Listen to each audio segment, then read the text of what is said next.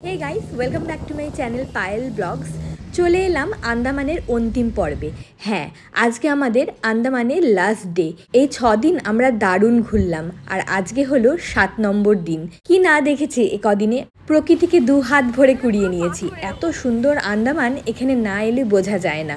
প্রত্যেকটা দিন অসাধারণ কেটেছে এবং প্রত্যেকটা দিনের ভিডিও আমি আপনাদের সঙ্গে শেয়ার করেছি। যারা এখনও আগের ভিডিওগুলো দেখেননি তাদেরকে অনুরোধ করব, ডেসক্রিপশন বক্সে সমস্ত লিঙ্ক দেওয়া রইল, সেখানে গিয়ে প্লিজ দেখে নেবেন।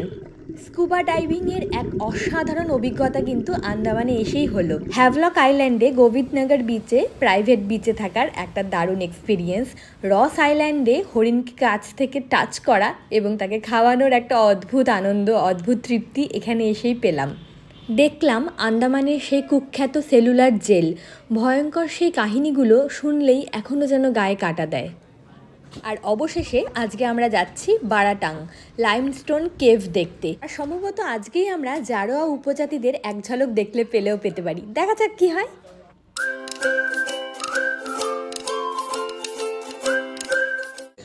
বারাটাং যাচ্ছি আজকে, প্রায় 50 কিলোমিটার মতন রাস্তা চলে এসেছি। আর এখানে আসার পর রয়েছে একটা চেকপোস্টে ফর্ম ফিল আপ করে সাবমিট করতে হচ্ছে এখন, এবং ওখানে পৌঁছানোর পর আবার আমাদের বোটে উঠতে হবে। মানে এখান থেকে আরও অ্যাপ্রক্সিমেটলি 50 কিলোমিটার মতন যেতে হবে।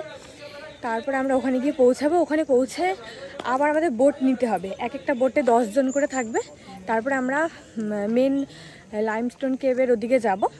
তারপরে আবার ট্রেকিং করে প্রায় 2 কিলোমিটার অ্যাপ্রক্সিমেটলি মতন আমাদেরকে যেতে হবে। এখানে আসার জন্য টোটাল 4টে স্লট আছে, একটা সকাল 6টা, তারপর আছে সকাল 9টা, আমরা 9টা স্লটে এসেছি, আর 12টা আর আড়াইটে বা 12টা স্লটে যারা যাবে তারা এখানকার লোকাল লোকজন।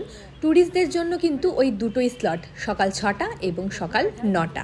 সো আমার কাছে মনে হলো যে 9টার স্লটটাই কমফোর্টেবল, বিকজ 6টার যে স্লট রয়েছে সেটাতে যাওয়ার জন্য ভোর 4টের সময় এখান থেকে, মানে আমাদের হোটেল থেকে সবাইকে স্টার্ট করতে হয়। আমরা স্টার্ট করেছি হোটেল থেকে 6টার সময়। চেকপোস্টে এসেই আমাদেরকে সমস্ত ইনফরমেশন দিয়ে আগে এই ফর্মটা ফিল আপ করে নিতে হচ্ছে। যেহেতু এটা জারোয়া সংরক্ষিত এলাকা তাই এত রেস্ট্রিকশন। আর যেই এলাকার মধ্যে দিয়ে আমরা আজকে যাব লাইমস্টোন কেভ দেখতে, সেই পুরো এলাকাটা কিন্তু জারোয়া সংরক্ষিত। সো যেতে গিয়ে বা আসতে গিয়ে আমরা আজকে জারোয়া উপজাতিদের দেখতে পেলেও পেতে পারি। এই চেকপোস্টের এখানে প্রচুর চা এবং জলখাবারের দোকান রয়েছে।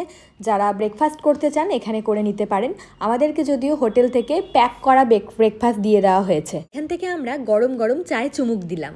আমার পেছনে একটা শপ রয়েছে, এখানে সুভিনিয়ার কিনে নিয়ে যাওয়া যেতে পারে বাড়ির সবার জন্য।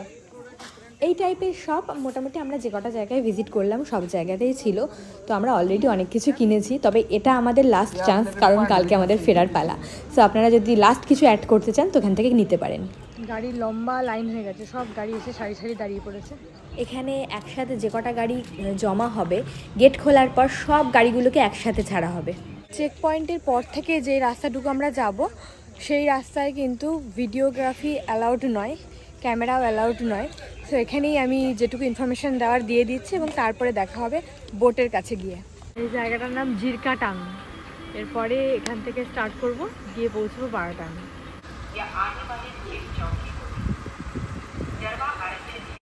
গাড়ি থেকে নেমে পড়েছি, পুরো ফরেস্ট এরিয়ার মধ্যে দিয়ে এলাম। টোটাল 50টা গাড়ি আমরা একসাথে এসেছি, এক স্পিড, কোনো একটা হর্নের আওয়াজ নেই, কেউ মানে কোনো গাড়ি কাউকে ওভারটেক করছে না। এত সুন্দর ডিসিপ্লিনের মধ্যে দিয়ে এতটা রাস্তায় এলাম, দারুণ লাগলো। এবার যে এই বড় লঞ্চটা আসছে এটা করে আমরা যাব বারাটাং। বারাটাং এসে পৌঁছালাম। এখানে আমাদের বড় লঞ্চে করে নিয়ে আসা হয়েছে। এবার এখান থেকে আমরা যাব ছোট বোটে, 10 জনের ক্যাপাসিটি আলা বোটে যাব।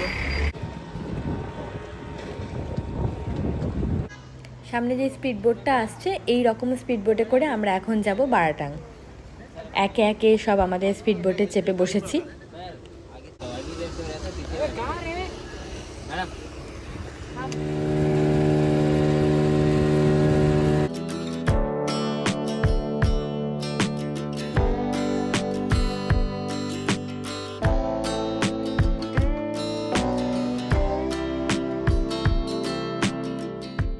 অপূর্ব সুন্দর এই জার্নি, যেমন সুন্দর নদীর জল তেমন সুন্দর প্রাকৃতিক দৃশ্য, চারিদিকে সবুজে ঘেরা। এবার আপনাদের সঙ্গে একটা দারুণ অভিজ্ঞতা শেয়ার করব। আমরা যখন ফরেস্ট এরিয়ার মধ্যে দিয়ে আসছিলাম, মানে জারোয়া রিজার্ভ ফরেস্টের মধ্যে দিয়ে আসছিলাম, তখন কিন্তু আমরা ধাপে ধাপে অনেক জারোয়া দেখেছিলাম, কিন্তু ছবি তোলা এবং ভিডিও করা একদম অ্যালাউড ছিল না। ইভেন গাড়ির কাঁচ নামানোও অ্যালাউড ছিল না বলে আমরা কোনো ছবিও তুলতে পারিনি, ভিডিও তুলিনি।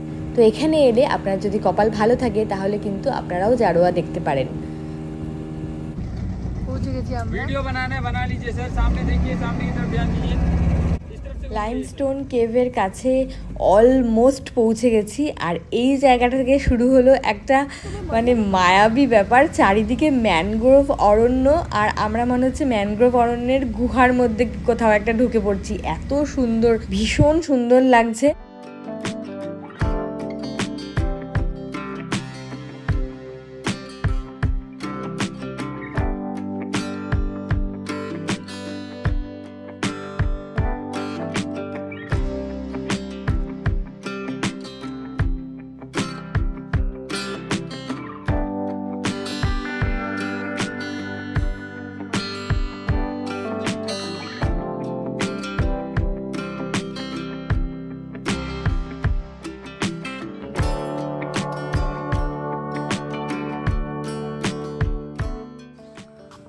জঙ্গলের ভেতর দিয়ে এখন 1.2 কিলোমিটার আমাদেরকে ট্রেক করে যেতে হবে, এইরকমই রাস্তা। এখন আমরা যাচ্ছি লাইমস্টোন কেভ দেখতে। রাস্তাটা ভীষণ ভালো লাগছে, চারিদিকে জঙ্গল, তার মাঝখান দিয়ে রাস্তা, বাইরে চড়া রোদ, কিন্তু এখানে বেশ ছায়া ছায়া, বোঝাই যাচ্ছে না যে বাইরে এত রোদ।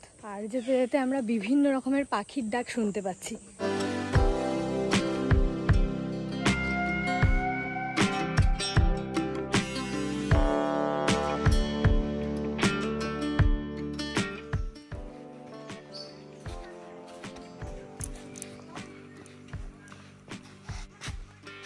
এরকম পুরো রাস্তাটার মধ্যেই শেকড় ছড়িয়ে রয়েছে, মোটা মোটা সব শেকড়।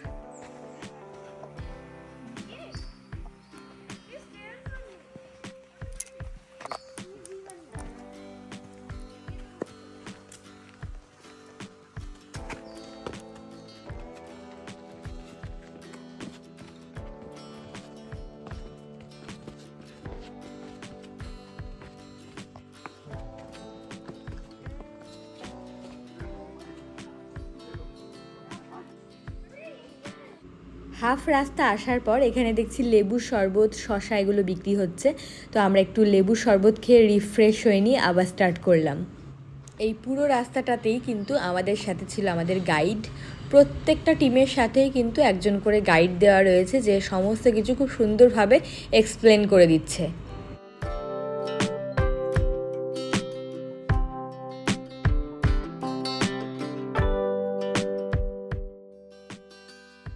কেভসে ঢোকার মুখেই রয়েছে একটা জায়ফল গাছ, কত বড়। ফাইনালি পৌঁছে গেলাম লাইমস্টোন কেভসে, মানে চুনা পাথরের গুহা, যা কয়েক হাজার বছর আগে ছিল গভীর জলের নিচে। আমাদের গাইড খুব সুন্দরভাবে এর ব্যাখ্যা দিচ্ছে। बाहर जो भी आप यहाँ तक चल के आए 60 मीटर, जितने भी ब्लैक स्टोन देखे सभी डेड पार्ट थे सर, डायरेक्टली सनलाइट और रेन वाटर पड़ने के कारण। और इसके अंदर जो आप अभी देखने वाले हैं पूरा स्टोन आपको व्हाइट में देखने को मिलेगा, जो अभी भी लाइव है, ग्रो कर रहा है। हजारों साल पहले ये पूरा अंडर वाटर था सर। सी के अंदर में जो कोरल्स होते हैं, उनके जो सेल्स होते हैं, उसी से ऐसे लाइमस्टोन केव का फॉर्मेशन हुआ है। टोटली गुफा कैल्शियम कार्बोनेट एंड वाटर से फॉर्मेशन होता है। और आपको बहुत जगह अंदर आपको साइनिंग देखने को मिलेगा, जहाँ पे अधिक मात्रा में सिलिका और माइका है। हम लोग 1960 से यहीं पे जी। ऊपर की तरफ देखेंगे तो यहाँ पे आपको स्पैनल कोड के शेप में लग रहा होगा, देखिए ये जितने भी व्हाइट स्टोन दिख रहा है सभी एक्टिव है सर।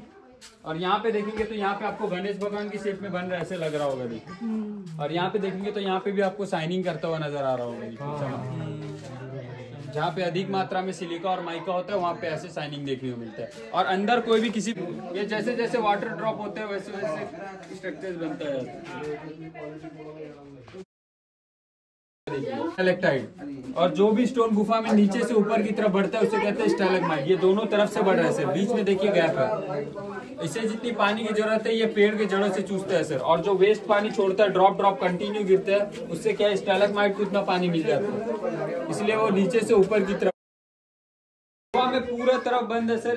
सिर्फ यही एक हॉल है जहाँ से ऑक्सीजन गिर गया सर, इसलिए अब अंदर जाना अलाउड नहीं करते। सुनामी आती यहाँ तक? सुनामी आया था सर, पर उतना बहा के लेके जाना उस टाइप में नहीं है, क्योंकि इसके सामने रोज आइलैंड पड़ा और सामने जो आप बहुत सारा मैंग्रोव पेड़ देखे ना सर, इसलिए उनको काटना अलाउड नहीं करते। অসম্ভব সুন্দর লাইমস্টোন কেভ দেখে আমরা আবার বোটে করে ফিরে এসেছিলাম বারাটাঙে। বারাটাঙে এসেই প্রথমে আমরা লাঞ্চ সেরে নিই এবং সেখান থেকে আবার বড় লঞ্চে করে আমরা আমাদের গন্তব্যস্থলে পৌঁছাই, মানে যেখানে আমাদের গাড়িগুলো রাখা ছিল। ফাইনালি যখন চেক পয়েন্টে এসে পৌঁছালাম তখন দুপুর গড়িয়ে বিকেল প্রায় 4টে সাড়ে 4টে বাজে। অবশেষে পোর্ট ব্লেয়ারে এসে পৌঁছেছিলাম তখন সন্ধে 6টা বেজে গেছে। নেক্সট ডে ছিল আমাদের ফ্লাইট, তাই তাড়াতাড়ি রাতের ডিনার সেরে নিয়ে আমরা শুয়ে পড়ি এবং নেক্সট ডে সকাল 8:45-এর ফ্লাইট ধরি পোর্ট ব্লেয়ার টু কলকাতা। ঝোলা ভর্তি স্মৃতি নিয়ে যখন আকাশের রাস্তা দিয়ে বাড়ির পথে, তখনও নিচ থেকে উকি মারছিল আন্দামান নিকোবর দ্বীপপুঞ্জ। কমপ্লিট ট্যুর গাইড নিয়ে খুব তাড়াতাড়ি আসতে চলেছি, যেখানে একটা ভিডিওতেই পেয়ে যাবেন আপনারা সমস্ত ইনফরমেশন। আর তার জন্য কিন্তু আমার চ্যানেলটাকে সাবস্ক্রাইব করে রাখতে হবে। সাবস্ক্রাইবের পাশে একটা বেল আইকন আছে, সেটাকে প্লিজ প্রেস করে অল করে দেবেন, তাহলে আমি নেক্সট যখনই ভিডিওটা আপলোড করব তার নোটিফিকেশান আপনারা ঝট করে পেয়ে যাবেন। আজকে ভিডিওটা এখানেই শেষ করছি। সবাই ভালো থাকবেন, সুস্থ থাকবেন। Thank you for watching.